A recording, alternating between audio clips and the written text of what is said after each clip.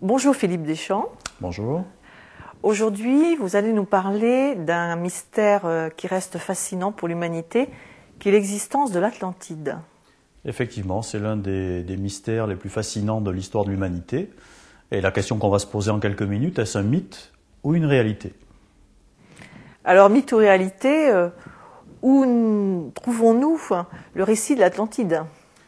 En réalité, tout repose sur Platon dans deux de ses écrits, le Timée et le Critias. Et en fait, dans le Critias, on trouve la description complète et précise de ce continent mythique, bien que le Critias soit un texte inachevé, puisqu'il s'arrête juste au moment du cataclysme. Et le récit de Platon fait-il unanimité? Non, absolument pas. Le récit de Platon ne fait pas l'unanimité dans le sens où il y a deux écoles.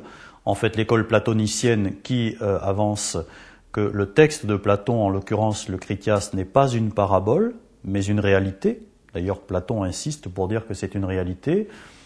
Et une autre école qu'on pourrait appeler l'aristotélicienne, puisque Aristote, le grand disciple de Platon lui-même, avançait que le texte du Critias et ce mythe de l'Atlantide était bien un mythe et non pas une réalité. Alors nous allons développer plutôt la première vision, oui, effectivement. Celle qu'expose Platon. On va développer plutôt Atlantide, réalité, plutôt que mythe. Alors, l'Atlantide a été placée sur de nombreux endroits du globe terrestre. Quel est votre point de vue? Alors effectivement, l'Atlantide a été placée dans tous les endroits du monde, la Méditerranée, la Scandinavie, l'Asie. Mais disons que la théorie qui fait le plus l'unanimité et qui d'ailleurs recoupe le texte de Platon, c'est une Atlantide atlantique, c'est-à-dire au centre, au milieu de l'océan Atlantique. D'ailleurs, Platon lui-même, dans son écrit, situe l'Atlantide comme étant une île, d'après les moyennes de mesure modernes, d'environ entre 300 et 400 000 km², c'est-à-dire entre les 3 et 4 cinquièmes de la France actuelle. Alors, est-ce qu'on trouve des données objectives qui pourraient nous permettre de confirmer ce que vous venez de nous exposer? Alors, si l'Atlantide a existé et qu'elle n'est plus là aujourd'hui, c'est qu'elle a bien dû disparaître à un moment donné. Donc, il y a eu des recherches de fait sur le plan de la géologie, des espèces végétales ou animales, des recoupements. On a essayé de faire des recoupements. Alors, on peut déjà voir qu'au niveau de l'océan Atlantique, il y a une dorsale qu'on appelle la dorsale médio-atlantique, qui est une chaîne de montagnes sous-marines qui va de l'extrême nord donc jusqu'à l'extrême sud de l'Atlantique. Et c'est une zone de fracture de l'écorce terrestre extrêmement fragile.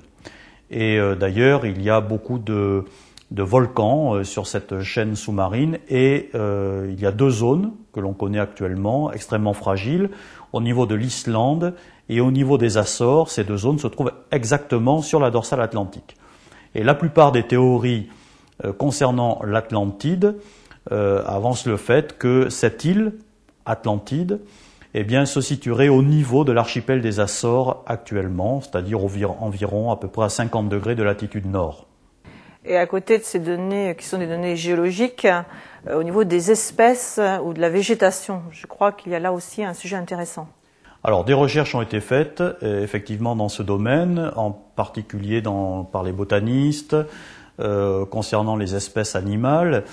Et on se rend compte qu'on trouve des espèces communes, par exemple sur les côtes occidentales de l'Europe, les côtes occidentales de l'Afrique, les Canaries, qui est un archipel dans l'océan Atlantique, et l'Amérique centrale et l'Amérique du Sud, donc des espèces communes à ces continents.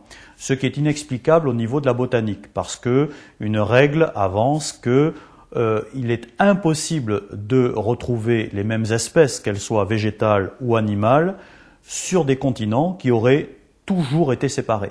Donc par exemple, il y a des mystères concernant le bananier, que l'on retrouve à l'est et à l'ouest, certaines fleurs, certains animaux par exemple, comme des éléphants, des chameaux, les chevaux, que l'on a retrouvés non seulement à l'est de l'océan Atlantique, mais également à l'ouest. Il y a également certaines anecdotes concernant les premiers navigateurs qui sont arrivés aux Açores au XVIIe siècle.